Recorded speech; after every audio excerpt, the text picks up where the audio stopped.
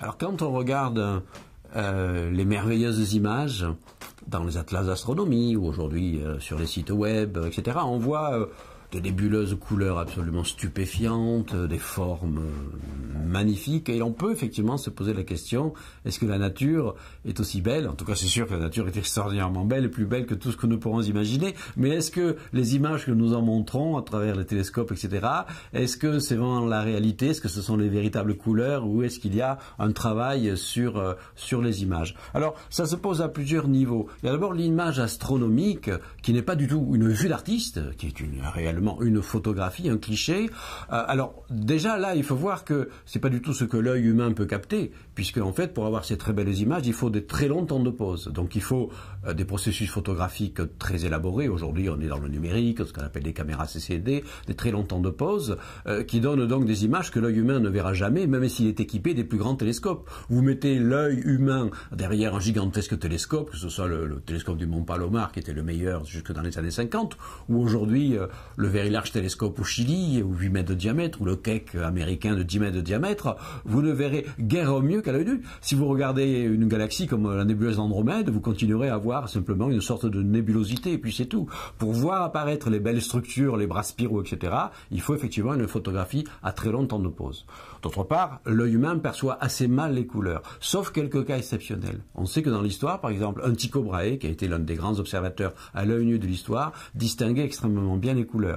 Un autre exemple qui n'est pas dans le champ de l'astronomie, mais presque, c'est Van Gogh, le fameux peintre qui a fait ses nuits étoilées. Il décrit lui-même dans ses lettres à son frère combien, arrivant en Provence, il sait distinguer les couleurs jaunes, vertes, bleues, émeraudes des étoiles, parce qu'il avait une vision des couleurs extrêmement fine. Mais en général, l'œil humain est assez peu sensible aux couleurs. Donc, dans les clichés astronomiques qui sont montrés, qui sont extrêmement colorés, il y a effectivement un travail de retouche derrière. Voilà. Ce ne sont pas des artistes là à ce niveau qui le font, ce sont des spécialistes de l'imagerie. Et pourquoi font-ils ces retouches? Tout simplement pour rendre les images plus spectaculaires. Et souvent, ce sont ces images-là, il ne faut pas l'oublier, qui permettent d'avoir des financements supplémentaires de la part de ceux qui détiennent les cordons de la bourse et qui peuvent être impressionnés par ces images.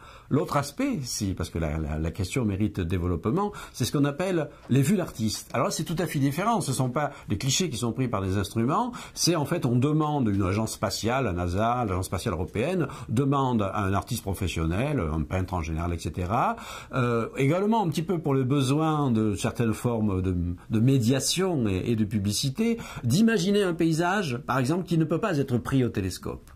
Alors c'est peut-être le cas, effectivement, avant que l'on fasse des grandes explorations de systèmes solaires lointains, avec le sonde Voyager, puis les autres sondes spatiales, on avait demandé aux artistes d'imaginer à quoi pouvait ressembler, par exemple, le paysage si on se trouvait sur un satellite de Jupiter ou un satellite de Saturne. Et l'on trouve comme ça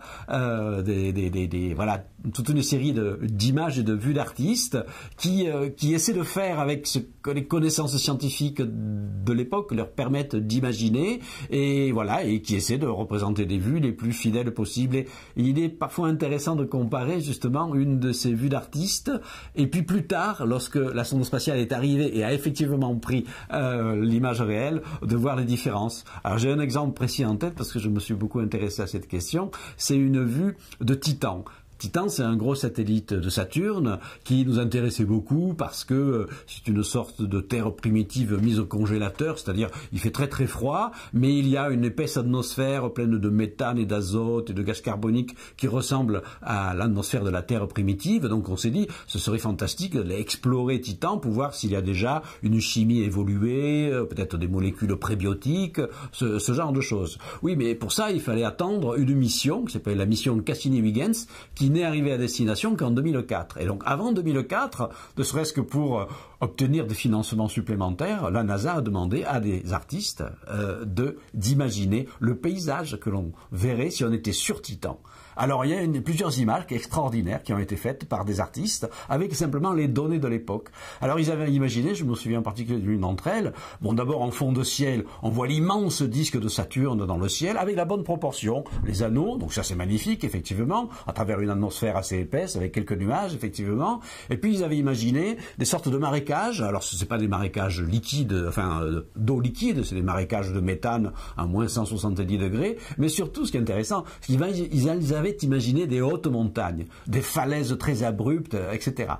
Surprise, la sonde Cassini passe près de Saturne, elle lâche son petit module Huygens qui se pose doucement avec un parachute sur Titan, et là on prend les premières photographies. Surprise, il n'y a aucun relief sur Titan. Il y a effectivement de vastes marécages, des rocailloux au milieu de ce marécage, mais aucune montagne à l'horizon. Et depuis, Titan a été entièrement exploré, et c'est un satellite extrêmement lisse. Donc voilà comment l'imagination de l'artiste là avait été légèrement mise en défaut, mais on ne peut vraiment pas l'imputer à l'artiste.